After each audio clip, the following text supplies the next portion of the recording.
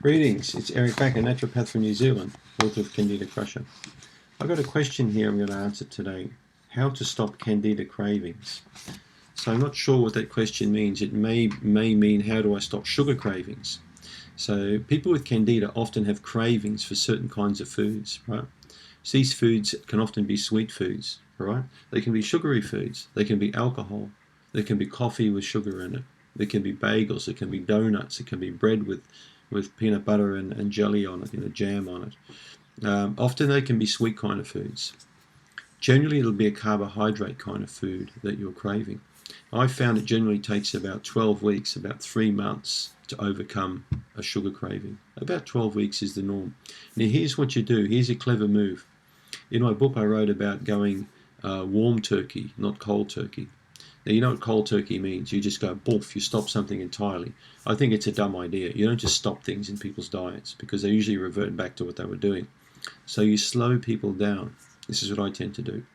Let's say, for example, now you are having 3 coffees a day and a glass of wine at night. So I'd probably cut you back to 2 coffees a day initially for the first week, and then eventually to 1 coffee a day. I keep patients on 1 coffee. I don't believe that taking coffee away from people entirely is a good thing.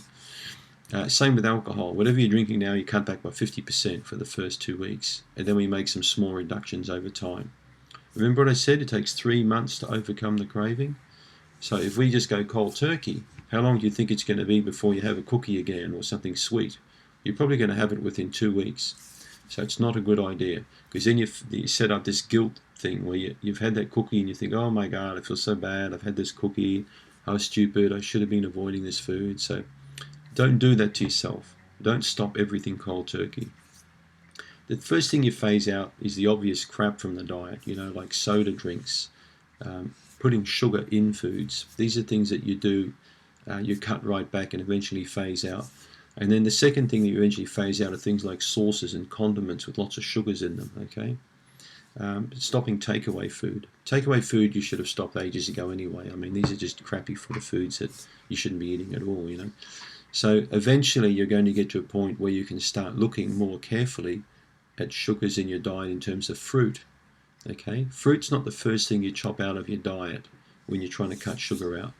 Fruit's one of the last things you cut out when you're going into the MEVI diet or the Candida diet. Okay, fruit sugars are still sugar, but they're not as bad as having sugar in, say, Coca-Cola, which is a different kind of sugar. Okay, but eventually we're going to cut the sugar in fruits out as well. And the fruits I like people to have with Candida usually are green apples, blueberries, kiwi is usually okay, 1 kiwi a day, pomegranates. There are different fruits that you can eat. So yeah, this is a good way for you to slowly cut sugar out of your diet. Okay, and then you'll get to a point where the brain doesn't have that strong pull on you anymore. They keep wanting to have sugar every 2 or 3 hours. If you do it intelligently and wisely and slowly over a period of probably about a month, you won't have the withdrawal or the cravings for sugar. You can lose a ton of weight in time, and you're not going to feed the Candida up, and that's a really good thing. Check out my articles on yeastinfection.org. If you want to know a lot more, buy my book Candida Crusher, because it's all in there. Thanks for tuning in.